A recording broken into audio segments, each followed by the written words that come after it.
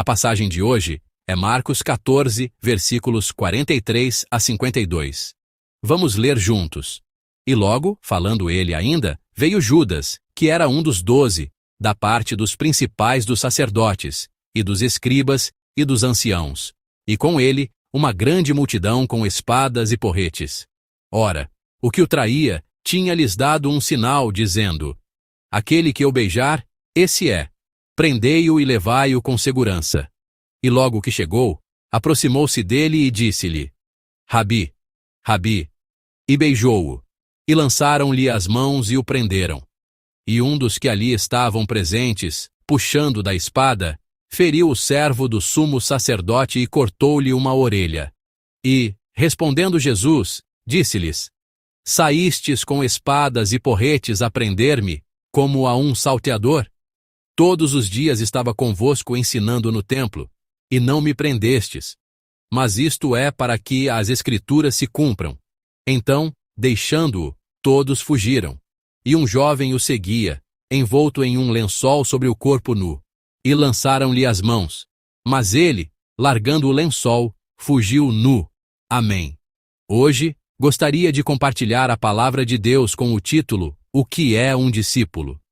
Certa vez, ouvi uma explicação sobre a oração que tocou profundamente meu coração.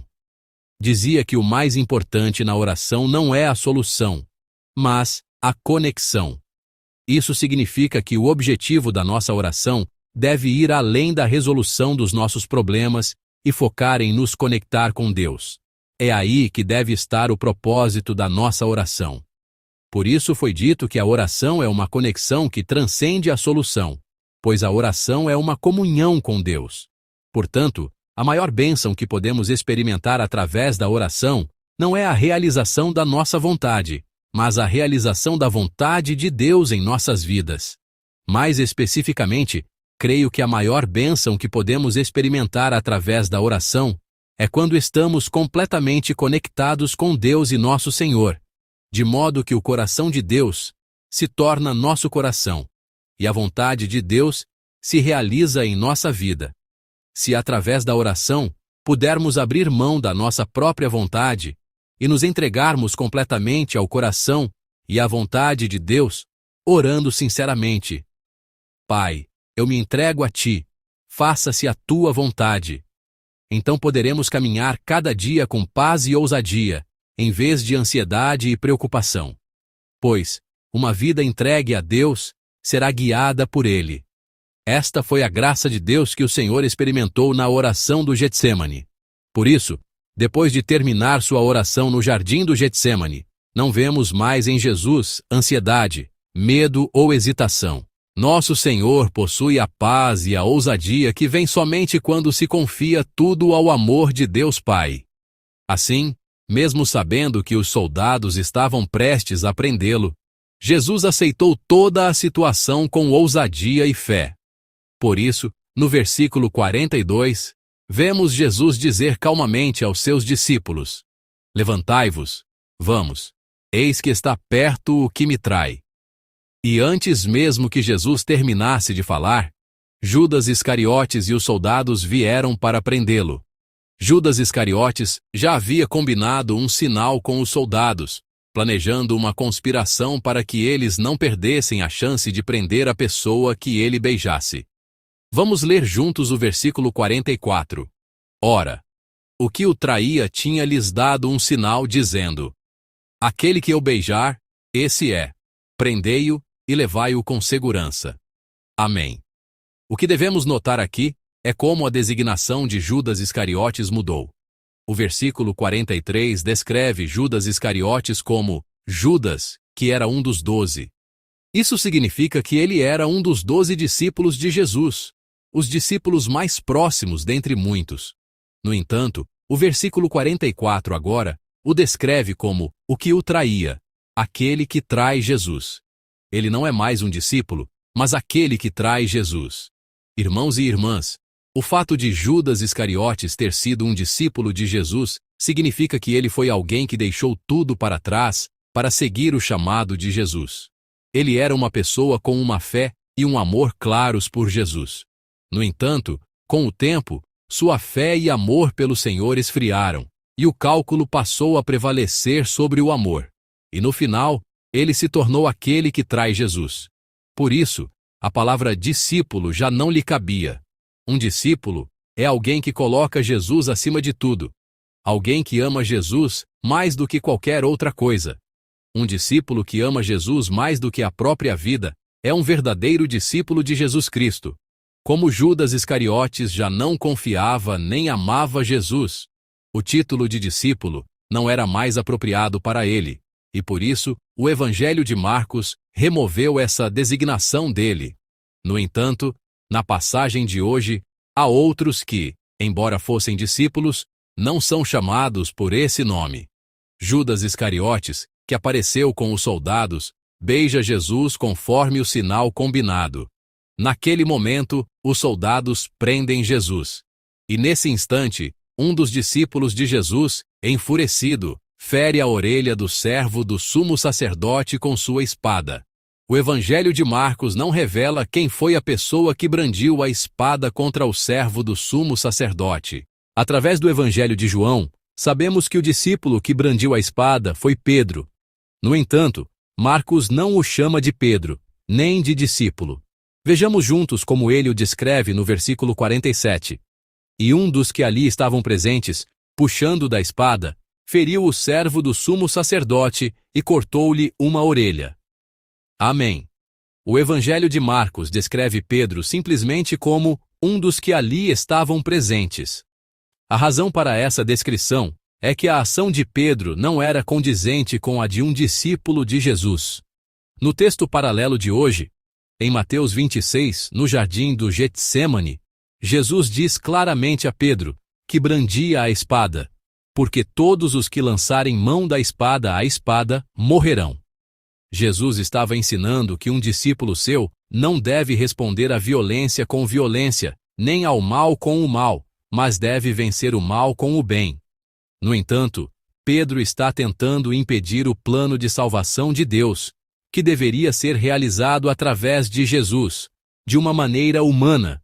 Portanto, embora tivesse zelo por Jesus, ele era ignorante da vontade e do coração de Deus para Jesus. A imagem de Pedro, que simplesmente respondeu à violência com violência, guiado por seu temperamento, não era apropriada para um discípulo de Jesus. Por isso, o Evangelho de Marcos removeu dele o título de discípulo. Finalmente, na passagem de hoje, há outros que, embora fossem discípulos, não são chamados por esse nome.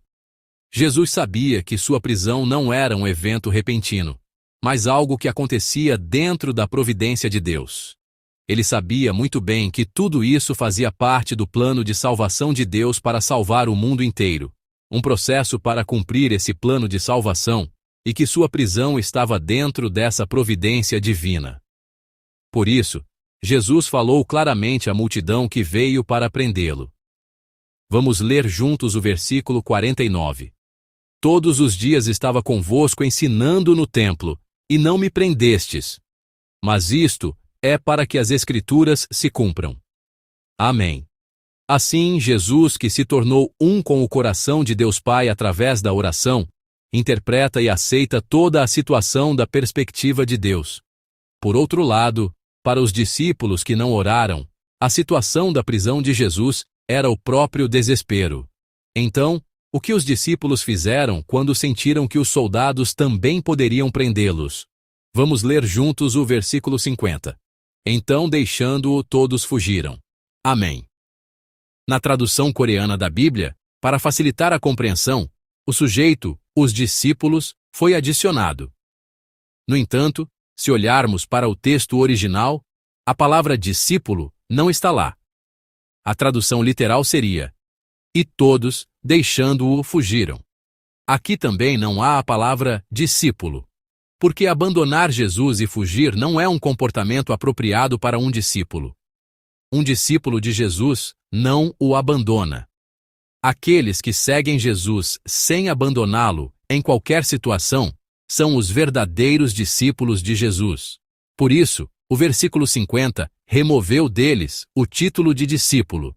Irmãos e irmãs, Através da passagem de hoje, quero que reflitamos se o título de discípulo de Jesus, é realmente apropriado para nós.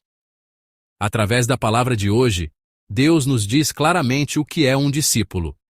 Um discípulo é alguém que, acima de tudo, ama e prioriza Jesus.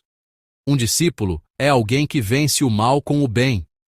Um discípulo é alguém que pode interpretar e aceitar as situações da perspectiva de Deus, com base na palavra. Um discípulo é alguém que, em qualquer situação, não abandona Jesus, mas o segue. Assim, irmãos e irmãs, como o Senhor nos chamou para sermos discípulos, creio que Ele também nos dará a capacidade de viver como discípulos. E creio que essa capacidade, a capacidade de vivermos como discípulos, começa com a oração. É por isso que hoje Deus nos chamou novamente a este lugar de oração. Portanto, ao buscarmos a graça e o poder do Senhor em oração, desejo que, no lugar da vida que nos foi dado hoje, possamos ser discípulos de Jesus que verdadeiramente vivem como seus discípulos, amando o Senhor acima de tudo, priorizando o coração e a vontade do Senhor, acima do nosso próprio coração e vontade em nossas escolhas, palavras e ações.